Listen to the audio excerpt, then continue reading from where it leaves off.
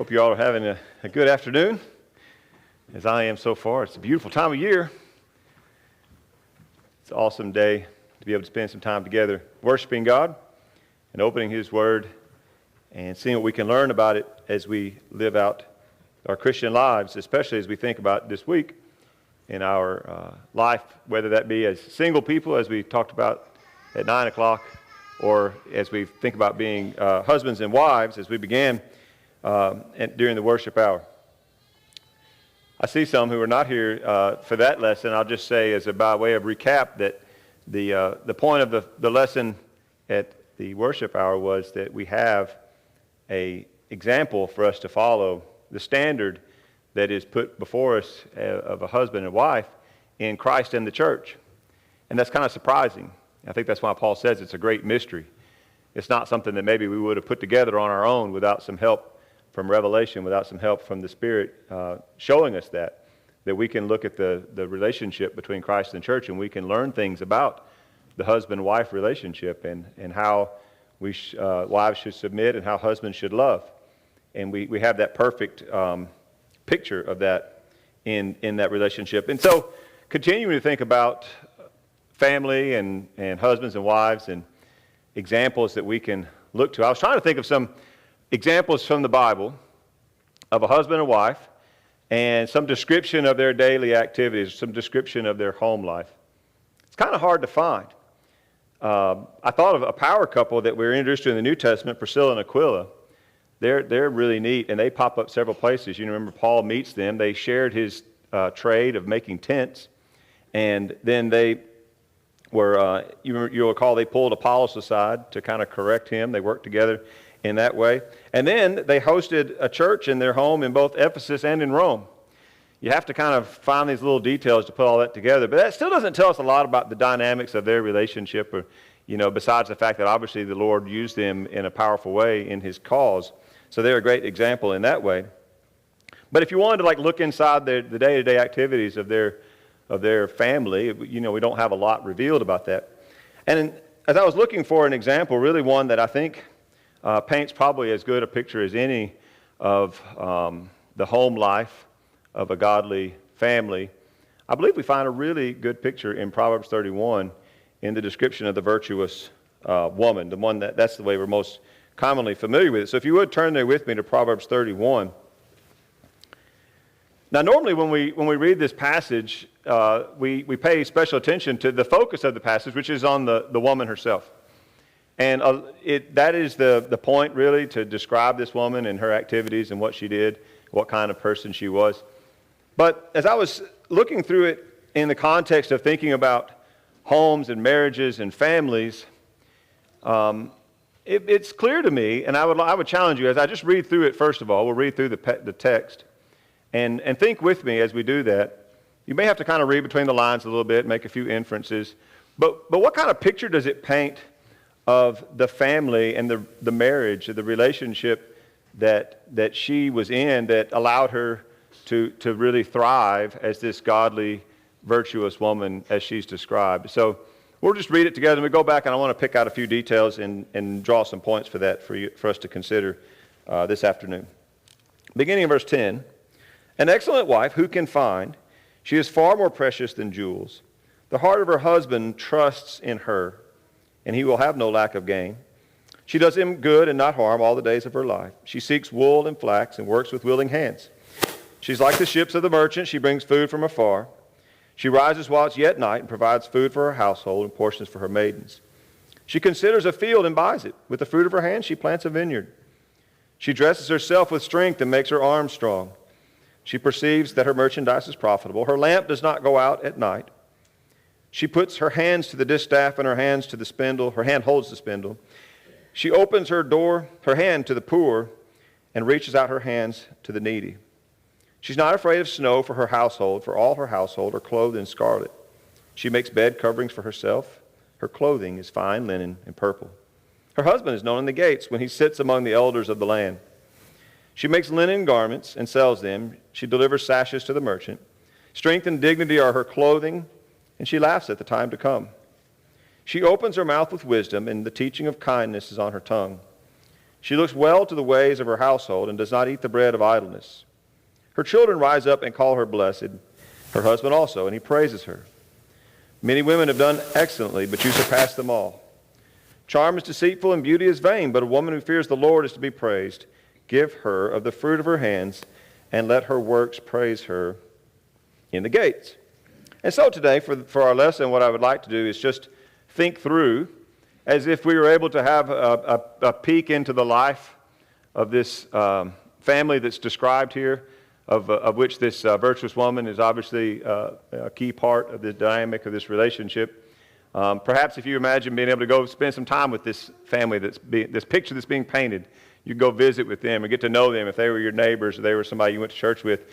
What does this tell us about the dynamics of their relationship, and how can, more importantly, we learn from that to become like this kind of household? I think we would agree, if you let this account paint a picture of a home, it's a very blessed home. This is a blessed family. This is a joyful, solid family, the kind of family life, the kind of home that probably, we would all aspire to have. And so as we think about that, we'll think of some ways that we can try to grow in that direction. The first thing that we're told is, we're just looking for details here. Verse 10 just simply says, an excellent woman who can find. She is far more precious than jewels.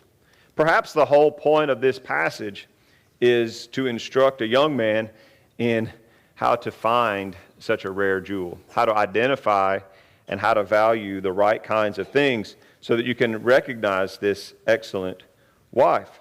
Now, when it says an excellent wife who can find, her value is beyond jewels. She's something that's rare. And ladies, you might take that almost as a slight against women. But I suppose we would all agree, if you could phrase the question another way, how rare is an excellent man? How hard is it to find a good man? How rare is that? I would say it's equally rare. An excellent man, an excellent woman. And to put it another way, maybe even more to the point, how rare is an excellent marriage? How rare of a thing is a virtuous home and an excellent, strong, thriving marriage? Unfortunately, and we just surveyed the population, and we see that these things are indeed rare. An excellent woman, an excellent man, excellent marriage are unfortunately rare. But here's the good news. The Lord has made it possible for each of us to be this excellent kind of person. Every person here can be the virtuous person whose value is far above jewels. We know that one of the reasons that Jesus came was so that we could become that person. To tie this in with the passage from this morning, we were looking in Ephesians 5, and notice it says, husbands, love your wives as Christ loved the church and gave himself up for her, that he might sanctify her, having cleansed her by the washing of water with the word, so that he might present the church to himself in splendor, without spot or wrinkle or any such thing, that she might be holy and without blemish. You could say that the story of the Bible, in a way, is the story of God finding a bride for his son. That is that's the overarching love story of the Bible, and then of which we all become part of that bride, the church. And then there's this big, happily ever after wedding scene at the end in Revelation. And so as the Lord goes in search of this bride, if he's looking for an excellent bride on earth among men, who does he find? Nobody on our own was this excellent person. No, on our own, none of us live up to this spotless, splendorous, radiant bride. But his purpose in coming was to allow us to become that by being washed, by being sanctified, by being transformed, so that, as it says there, he can present the bride to himself in splendor, without spot or wrinkle or any such thing.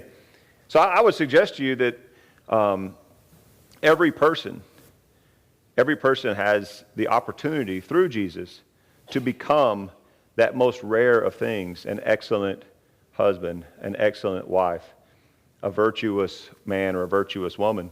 The Lord has made it possible, not that we would have been that on our own. In fact, he finds us as we are, broken, sinful, self-centered, selfish, immature, confused. Maybe we didn't have a good example growing up. Maybe we got some warped ideas about what it means to be a man or a woman or what marriage should be. And that's just part of this world that we're in. But when we find the Lord through Him, as He shows us through His Word how that we're supposed to be, and He teaches us how to live like Him, we're conformed to His image. We're shaped and molded so that we reflect our Creator. And then in that way, each person becomes a replica, in a sense, of Christ Himself as we reflect His design in our lives. And as we do that, we are transformed into this excellent wife or this excellent husband. And so we have the ability to become that, which is the point of our Bible study. It's the point of this series. It's the point of us coming together, isn't it? To say, how can I get better? I mean, I hope that's why we're all here. I want to learn more about this so I can do it better. I want to be more like what the Lord would have me to be. Another thing that I think we take away from that is that clearly the woman here is treasured and cherished. Her husband recognizes this about her. It's not simply that she is worth more than jewels and he has no idea how blessed he is to have this woman. No, he recognizes that. Notice that the scriptures also show us through this where this true beauty is. Where is it to be found? It's not simply, it's not an external kind of thing. One of the things that the Word helps us to see is beauty in people from the way that God sees us. We're told in 1 Peter 3:4, let your adorning be the hidden person of the heart, the imperishable beauty of a gentle and quiet spirit, which in God's sight is very precious. Through the Word, as we learn to look at things the way that God does, as He shows us how He sees things, we begin to see beauty in places where the world overlooks it. And we begin to recognize that a lot of things the world holds up as excellent are not. And so as we see this beautiful beauty of a gentle and quiet spirit, we recognize the beauty of this woman who is described here. In fact, it says down near the end of our passage in verse 30, charm is deceitful and beauty is vain, but a woman who fears the Lord is to be praised. I think I skipped ahead of myself there. Hang on, let me back up one. So, notice again, verse 30. Charm is deceitful, beauty is vain, but a woman who fears the Lord is to be praised. And in this marriage, I don't know if you noticed this as we read through it, but this woman is praised. Back up 2 verses to verse 28. Her children rise up and call her blessed, her husband also, and he praises her. And then in the ESV at least, verse 29 is in quotation marks as if this is the thing that he says. Many women have done excellently, but you surpass them all. I think that it's saying, at least the way that the translators of the ESV have it, that verse 29 is the kind of thing that he says when he praises her. And it is fitting. Verse 30 tells us that it's fitting for her to receive this praise. So it begins with saying, this is an excellent woman. She's worth far more than jewels.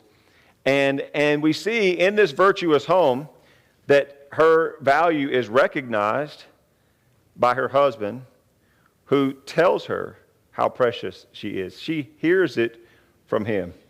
And is that an important thing in a virtuous home? I would suggest that it is. I think that's part of what it's saying here. In fact, he's saying she should know this. She should know how precious she is and how valuable she is. That is something that needs to be expressed. I think as men, sometimes we think, well, they know how I feel, or she knows I feel all that stuff. Well, how does she know that? In the case of this virtuous home that's described, this virtuous woman knows what her husband thinks about her, and because she hears it from his own mouth, and she hears it from her children. So she knows that she is valued and treasured. And I think that's related to the idea of being cherished, as we saw again in our passage this morning. Husbands, love your wives as Christ loved the church and gave himself up for her. That shows us the value that he put in the church. And then in verses 28 and 29 of Hebrews 5, in the same way husbands should love their wives as their own bodies. He who loves his wife loves himself, for no one ever hated his own flesh, but nourishes and cherishes it, just as Christ does the church. This word cherish is important because it is an intentional word. You cherish something when you recognize that it has great value to you. It's something that you see as being very precious. Maybe nobody else even sees any value. Who knows why you would cherish? Maybe it's just something that's important to you. It has some special meaning to you. It's your first baseball you hit over the fence or whatever it is. Now this is like some cherished thing for you. And what do you do with something that you cherish? You protect it. You care for it. You give it a place of honor. It's something that has great value to you. That's what you see in it. And in the case of the, husbands, Paul tells us here that we nourish and cherish our flesh. We take care of ourselves. But we're to nourish and cherish our wife. We see that in the Lord in his example that Paul points to there, that when he saw the church, it was something that he was willing to come and die for. That's how much he valued. That's how much value he places in us, that he would die for us. And I would suggest to you that this virtuous woman was cherished by her husband as well. Cherishing is not just some infatuation. It's not just some flitter. It's not just a crush. To cherish is something that you choose to do, and it is something that should last for a lifetime. It's not just for a honeymoon. It's for the harvest moon of life as well. It's for all stages of life. Choosing to see great value in this person and to treat them and to let them know that you treasure them and value them and care for them above all else. That is to be cherished.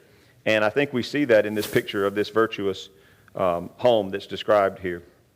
The next thing that's said to us about it specifically is that there is trust in this relationship. Verse 11, the heart of her husband trusts in her. I think the New King James says safely trusts in her, and he will have no lack of gain. That's interesting that right off the bat, we're told, okay, not only is she valued and treasured and cherished, but also her husband trusts in her. And we see the importance of this as we continue reading all the things that she does. She's obviously trusted to be very active and involved in all these activities that will be listed as we come to them. Any good relationship has to be based on trust. It's at the fundamental level of having any kind of, even just a business relationship, any kind of relationship you have with somebody, there has to be some trust. If you don't trust someone, then you're always concerned that maybe they're going to hurt you. You're never quite sure if they have your best interest at heart or not. That's a bad feeling when you're talking to somebody and you're kind of trying to feel them out and you're wondering, I don't know, is this person, are they really concerned about me and my well-being, or there's some ulterior thing, some other motive going on here? And then you're trying to decide, are they being straight with me? Are they telling me the truth? Well, if you have a relationship with someone where you trust that person, you don't have those kinds of doubts and questions. And in order to have that in a relationship, in a marriage, which is essential, we have to be trustworthy. Look at verse 12. She does him good and not harm all the days of her life. She gives him no reason not to trust her. So her husband trusts in her, and she, on her part, is trustworthy. Now, can we say the same thing about the husband? Of course, the passage here is focused on the wife, but surely we would say the same thing would be true for the husband. Job 31, some have said that Job 31 forms a neat counterpart to Proverbs 31. It's just coincidental that the chapters have the same number.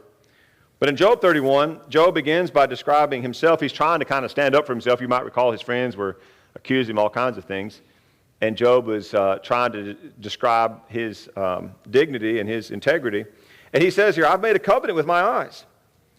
How then could I gaze at a virgin? What would be my portion from God above, and my heritage from the Almighty on high? Is it not calamity for the unrighteous and disasters for all workers of iniquity? Does not he see my ways and number all my steps?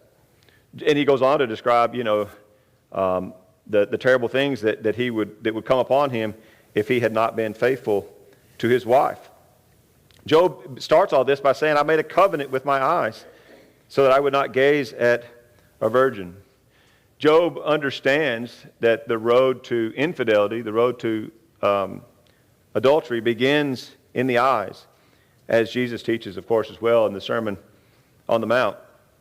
We must be faithful and trustworthy in not only our actions, but in our thoughts, in our looks, in what we allow to go on in our minds. Job understands that the road to adultery leads to calamity and to disaster.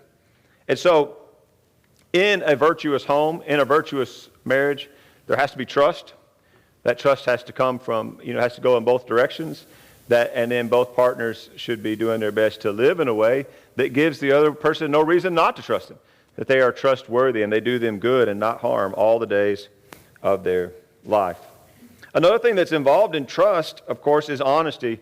And it's interesting to connect this again with Ephesians. In Ephesians 5, we were told that the two become one flesh, and that this was a great mystery that talks about Christ and the church.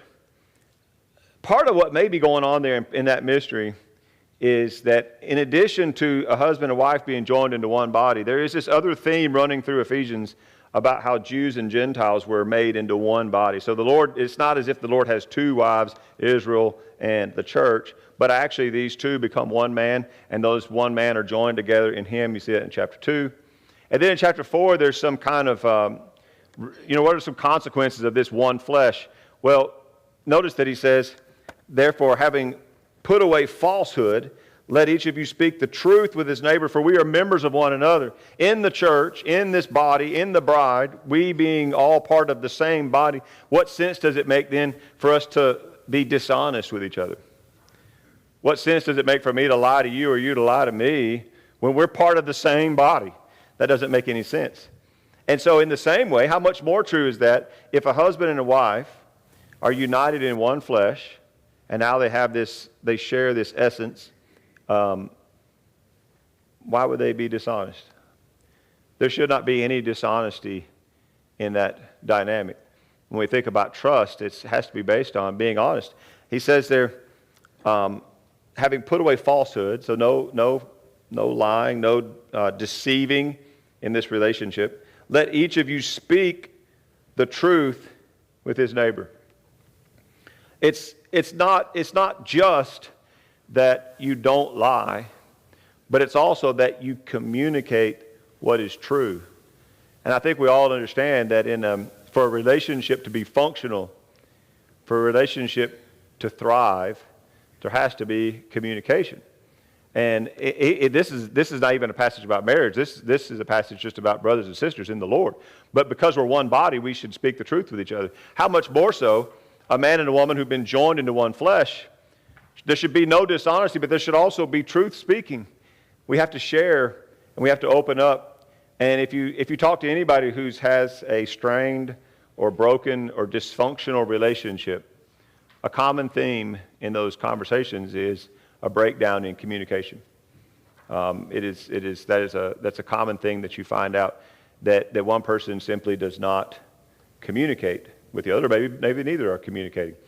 But a thriving, virtuous relationship includes honesty and speaking truth, sharing, opening up, being vulnerable, being willing to say what needs to be said, being willing to speak what is true with each other. And that's, I think, an important part of this. And I think all that can be found in that word trust. There's trust between this husband and this wife in Proverbs 31. For this next point, I really struggled to find a good word, and I don't know if industrious is the right word or not. Maybe you could suggest to me, if I do this again, a better word, for a single word to capture this point. This woman, though, is a busy bee, isn't she? In fact, the bulk of the description here, verses 13 through 27, just list one thing after another. She works with her hands. She provides food for her household. She makes clothes. She plants a vineyard. She spins thread. She makes bedding and garments to sell. Somewhere in the middle of all that, she finds time to teach people wisdom and kindness. She rises while it's dark. Her lamp does not go out at night. No wonder it says in verse 27, she looks well to the ways of her household and does not eat the bread of idleness. She's anything but idle. I imagine someone saying, and I've actually heard people say, that it would be impossible for any one person to do all the things that it says she did. That this is, almost above and beyond what human capability. It reminds me of some Pinteresty kind of person that's makes their own clothes and plants their own garden, and their house is decorated perfectly for every season. You're just thinking, who is this person? How does anybody possibly, how could you possibly do all those things? But is there more here than just saying, look at everything she can do? I think the point is that she has a good work ethic, and that she works hard, and that she is busy. And I think that's important when we think about a virtuous home, because like anything, if it's going to be good and it's going to work well, it's going to take work. And work is not a curse. Work is not a bad thing. In the very beginning, when God created Adam and Eve, he put them in the garden to work and keep it. And that was before any curses. The curses come along, and in the curses, God cursed the ground and made it where it wouldn't, it would yield thorns, and it would be hard, and he would have to, made it difficult. But before the curses, there was work. There were things to do. There was activity. And that means that was part of paradise. In God's intention for people, in his intention for a man and a woman in a paradise, that involved and included activity and productivity and work. So probably in our maybe kind of warped idea of paradise having something to do with a hammock between two palm trees and the ocean crashing and whatever, we think of like paradise as if I could just lay around all day and do nothing. That's not God's intention, and that's not God's definition of perfection or paradise. At least not for human beings in this existence, on this earth. It was always his intention that we would be active and that we would be doing something. And when people are not active and are not willing to work and put effort into things, that's of course compared to the sluggard. We see this depicted in Proverbs in many ways. One in particular I think paints a vivid picture. Proverbs 24 verse 30 beginning. I passed by the field of a sluggard, by the vineyard of a man lacking sense, and behold, it was all overgrown with thorns. The ground was covered in nettles. Its stone wall was broken down. So if you pass by, let's picture two different vineyards or two different farms or two different houses, two different homes. And on one of them, things are neat. The plants are pruned. They're bearing fruit. The pathway is clear. The weeds are gone. The gate is strong and shiny and painted, and the wall is functional. You might just go by and think, that's a beautiful farm. That is a beautiful place. What you can be sure of is there's a whole lot of work that goes into not only making it that way to begin with, but in keeping it that way. A lot of effort, a sustained amount of effort is required. If you go to somebody's house and you think like, wow, this place is great, it's well kept and it looks well and it's, decorated and well run and well organized and well provided and provisioned, you can be sure that there's some sustained effort and work that has gone into it being the way that it is. If you see a relationship of two people that is thriving and they're happy together and it's a glorifying to God kind of a virtuous home, I would suggest you can be sure there's some hard work going on. Because most of all of those things do not just happen on their own, and they don't happen without someone putting effort into that. And that takes both the husband and the wife. In this particular passage, of course, it's zeroing in on this woman, and it's just showing us all the different ways that she's busy and active. And the same thing, of course, would be true of the man as well, or else it wouldn't work. But sadly, what sometimes happens is one spouse, or both, is not industrious. Sometimes it happens that one person is just not carrying they're kind of lazy. They like to lay around. They don't like to do anything that requires much effort. And if it's going to work, you and I know what has to happen. The other spouse has to do has to do their part, and the other person's part has to kind of carry the load. And that is a recipe for tension, for frustration, for bad feelings toward one another. If one person just realizes while they're trying to do everything, they look over and the other person is not active and not busy and not participating, their to-do list hasn't even been started. That's not a good feeling. Certainly doesn't lead to the kind of home that we read about here as we peer in the window at this Proverbs 31 house where everything is just kind of clicking on all cylinders. I would suggest to you that is the result of hard work, and good relationships and good marriages require hard work. Also notice how this virtuous woman is empowered to go out and do things. This is a little surprising, but in verse 14, she is like the ships of the merchant. She brings her food from afar. Verse 16, she considers a field and buys it. With the fruit of her hands, she plants a vineyard. Some of those things, as we read about them, we might think of as being something we would more normally associate with a man's work. Going out and buying a field, going out and conducting some transaction. That's interesting, isn't it? That even at this time, and where we are here in the timeline in Israel, that this is a woman who's been empowered and trusted to go out and be involved and active in these kind of ways. It shows that her husband trusts in her, as we were told earlier. It shows that she is also given the authority to go out and make these kind of decisions. It's not like the husband says, look, I'll make all the important stuff and I'll do all the big thinking and anything of any importance, I'll take care of that, and you just do some menial tasks. People try to paint out the biblical description of a home life that way, that, it's like the woman is just relegated to some menial stuff and the husband does everything. And that, hey, you don't get that out of Proverbs 31. That's not the picture that's being painted here. These two are a team and they work together.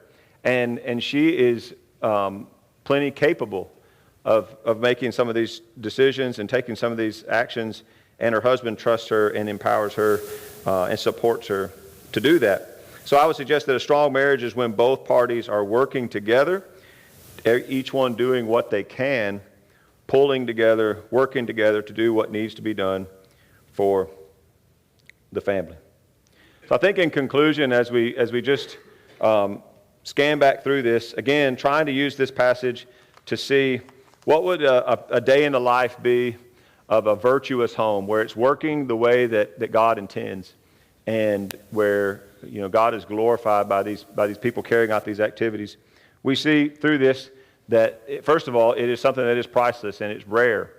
It's something that is precious. And we should then look for these qualities in a potential mate, if that's the case. I think that's probably